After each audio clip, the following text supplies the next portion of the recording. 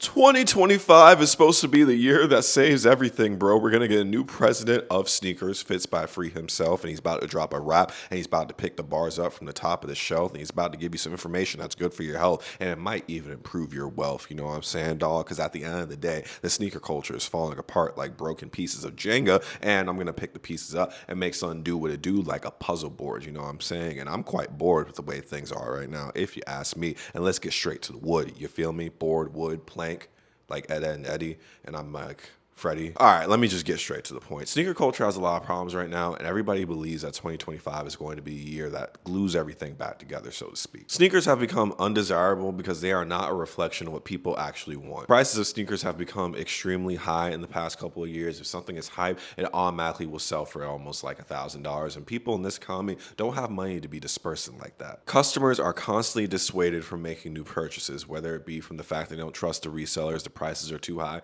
or the quality just isn't there's not much of a reason to make new purchases. A lot of rep sneakers have made their way into the resale market, and it's hard to really know what you're buying nowadays when you go to a third-party seller, StockX, Go, etc. You are taking a gamble and you're taking a risk. And at the end of the day, if I'm paying $1,000 for a sneaker, it better be what I want to pay for, or I might as well get it from the horse's mouth, which is the rep seller, or go to different brands. The problem is customers just don't trust who they're buying sneakers from, bro. They don't trust what they're getting, and they don't trust the methods in which they're getting the sneakers, guys. It's hard nowadays. You have to compete with the bots. You have to compete with the scalping, the backdooring. At the end of the day, people are forced into an ultimatum. Not the show on Netflix, buddy. This is a different game. The gatekeeping has become so vicious, bro. It is a real occurrence. The accessibility of sneakers is rather limited. The accessibility of sneakers is very limited. Look at it like this, bro. The apps are broken. They crash all the time. On top of that, the raffles really don't give you a fair chance of getting a sneaker, bro. Why do I have to feel like I'm going to a casino, putting everything on red, you know who you are, and you go ahead and put everything on red and they pick black, bro? It's not fair.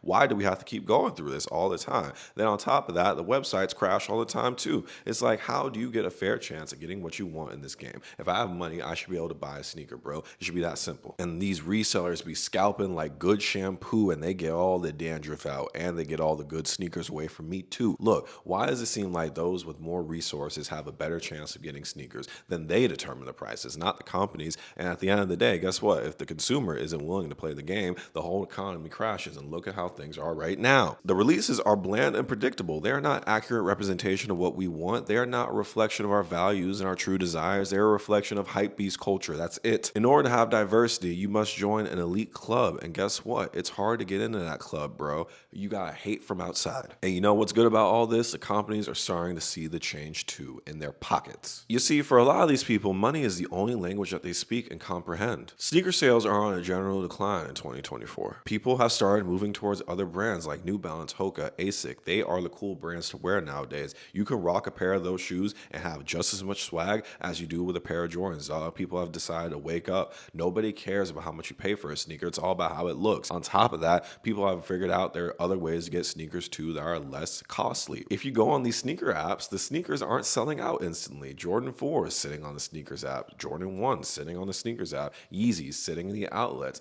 Times are way different than they were in the past. And when the companies lose, the resale market loses, and then that hurts the companies even more. You know, sneakers that don't sell become bricks, and a lot of bricks are heavy, a heavy burden indeed. Look, when sneakers don't sell, they sit in the stores and eventually make their way into the outlets. When sneakers go under retail in the outlets, guess what they're going to do? They're going to go under retail in the resale market. And when all these resellers buy up sneakers and create this artificial demand for something that has no interest whatsoever, it plunges the prices of these sneakers down extremely. It becomes like almost like a convoluted circle, because if they're not appealing in the retail market, they're not appealing in the resale market. And if they're not appealing in the resale market, they become unappealing in the retail market. It is like a vicious circle, like a Pokemon that's been hit with confusion that just keeps hitting itself over and over again. So in comes the savior, 2025. What's going to be so different about next year? The hopes for this year are quite high, and logically, things might flip. There are going to be way more releases, guys. The companies are going to try to make sure they release things that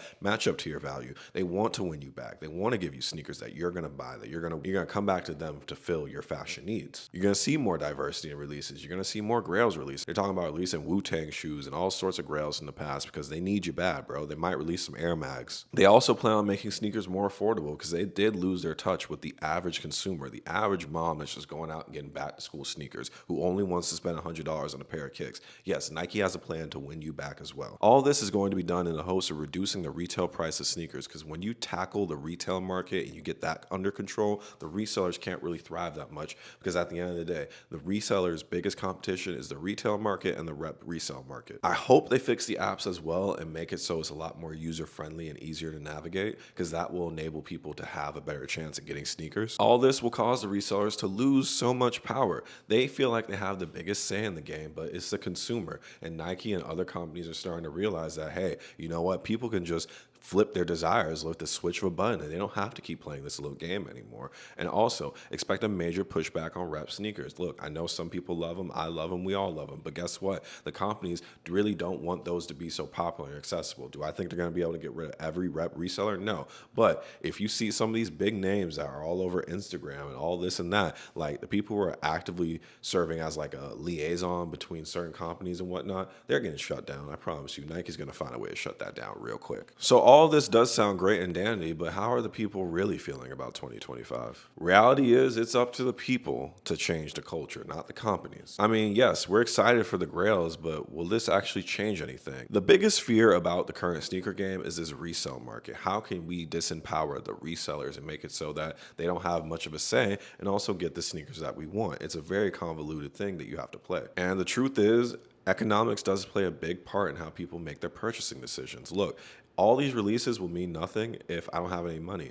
You could feel like a kid in a candy store with no cash in your pocket, bro. You see all these things that you want, but you can't afford them. So if we can't make sneakers affordable and we can't have money in our pockets, all this is done for nothing. So this is what really needs to happen next year. Fix the apps, make them more logical, make them more functional, make them more easy to navigate, release more sneakers. I mean, in terms of diversity and quantity, right? You need to release a certain amount of sneakers that allows everybody who wants a sneaker to have a fair chance of getting it. That way the resellers don't have all this control and all this power. Diversify the releases, bro. We don't want Jordan 1s and Jordan 4s all year. Give us some old models, make something new, innovate. That's the word of 2025, innovation. And this is a big one. Offer a legit check system directly from the company. For the people that make the sneakers, you guys need to be involved in the whole process of legit checking sneakers. It makes no sense to me how Nike can't offer some type of services that determines whether a sneaker is legit or not. You're the one who made it, bro. That's like me cooking some food, not telling you what's in it, what's the recipe. Like, come on, spit out the information, buddy. Where are the nutrient facts? And just release some of them grails. Once you do that, it will definitely take the chokehold of control off of the sneaker market, bro. It is not that hard, but all of this is simply a dream deferred. Because at the end of the day, most people aren't going to do what they need to do and stand on business, and that's fine.